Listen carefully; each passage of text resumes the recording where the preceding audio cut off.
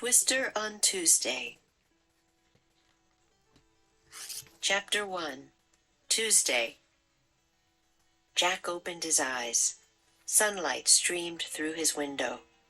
"Tuesday," he whispered. Morgan's note had told him and Annie to come back to the magic treehouse on Tuesday. He could hardly wait to find out where she was sending them today. Jack scrambled out of bed. He threw on his clothes. He packed his notebook and pencil into his backpack. Then he headed into the hall. Jack bumped into Annie. She was dressed in jeans and a t-shirt. "Tuesday," they both whispered. Together they hurried down the stairs. "Mom, Dad, we're going out for a few minutes," Jack shouted. "Don't you want breakfast first?" his dad called from the kitchen. "When we get back," said Annie. They rushed out the front door. They ran down their street in the bright summer sunlight. A warm wind gently shook the trees as Jack and Annie headed into the Frog Creek woods. Soon they came to the tallest tree in the woods. The magic treehouse waited for them in the high branches. Jack and Annie grabbed the rope ladder and climbed up. Inside the shady treehouse, the note from Morgan was still on the floor. "Dear Jack and Annie, Camelot is in trouble. To save the kingdom, please find these 4 special kinds of writing for my library. Something to follow, something to send, something to learn, something to lend. Thank you, Morgan." "Okay," said Jack. "We have the first writing, something to follow." He picked up a list from the Civil War. "And we have the second," said Annie. "Something to send." She picked up a letter from the Revolutionary War. "Now we need the third," said Jack. "Something to learn." "No problem," said Annie. She grabbed a book lying in the corner. "I hope we're not going to another war."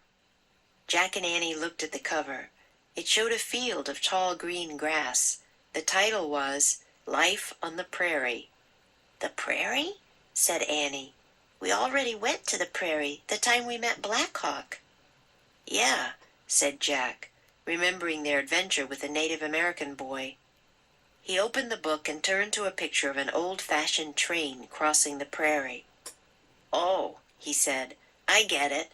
Trains crossed the prairie after the pioneers came. When we went to the prairie before, Native Americans were the only people who lived there."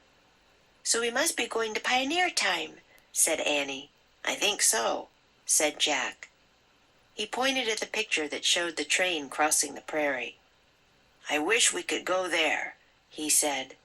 The breeze picked up. The wind started to blow. The treehouse started to spin. It spun faster and faster. Then everything was still, absolutely still. Chapter 2. Signs of Life. Jack opened his eyes. He was wearing pants with suspenders and a shirt with the sleeves rolled up. In place of his backpack was a leather bag. Annie was wearing a long dress and a sunbonnet. "I like my hat," she said. "It'll keep the sun off my face." "Yeah, except the sun's not shining," said Jack. He and Annie looked out the window. The sky was cloudy. The treehouse had landed in a small grove of trees near a creek. Beyond the trees was a wide open prairie. Green grass and wildflowers swayed in a chilly wind. In the distance, a train puffed across the prairie. Sparks of fire came out of its smokestack. Huge clouds of black smoke billowed into the gray sky. "Wow," said Jack. He looked at the picture of the train in their book and read. After the Civil War, the U.S. government built railroads to link the eastern and western parts of the country. By the 1870s, steam engines carried people across the Kansas prairie. Jack pulled out his notebook and wrote, 1870s, trains across Kansas. "Let's get going," said Annie. "We have to find that special writing for Morgan." She started down the ladder. Jack packed his things in his leather bag and climbed down after her. When he stepped onto the ground, Jack looked toward the west. The train was gone. Only a thin trail of smoke floated across the sky. "That train was cool," said Jack. "Yeah, and so is that," said Annie. She pointed in the other direction. Far away, in the distance, a line of covered wagons rolled through the rippling grass. Their white coverings billowed in the breeze. Jack pulled out the research book. He found a picture of the wagon train. He read aloud. "Wagons were the most common way for families to travel west. They could carry clothes, tools, food, and water. A line of wagons was called a wagon train. The white cloth coverings over the wagons also made them look like sailing ships or schooners. For this reason, covered wagons were sometimes called prairie schooners." Jack looked at the wagons again. They did look like ships sailing across a rippling green sea. He wrote in his notebook, "Covered wagons equal prairie schooners." "Let's get a closer look," said Annie. She took off across the grass. Jack put away his things and ran after her. As they ran, the wind began to blow harder. The clouds overhead grew darker. "Wait, wait," Jack finally called to Annie. "We'll never catch up to it." They both stopped running. Panting, they watched the wagon train vanish over the horizon. Jack took a deep breath. "What now?" he said. They looked around. All Jack could see was the distant grove of trees with the treehouse. With the train and wagon train gone, there were no signs of life anywhere. No pioneer cabins, no Native American teepees. "How can we find the special writing?" said Jack. "There's nothing out here." "Oh, yeah?" said Annie. "What's that?"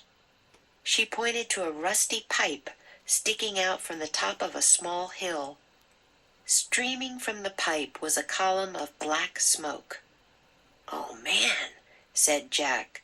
"That's definitely a sign of life." ㅅ매직트리하우스 Book 23 Twister on Tuesday Chapter 1 and 2.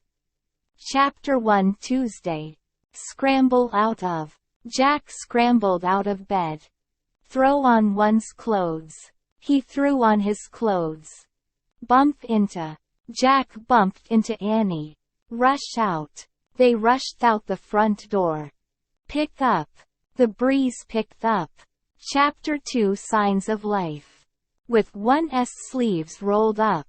He was wearing pants with suspenders and a shirt with the sleeves rolled up. To keep the sun off one's face. It'll keep the sun off my face.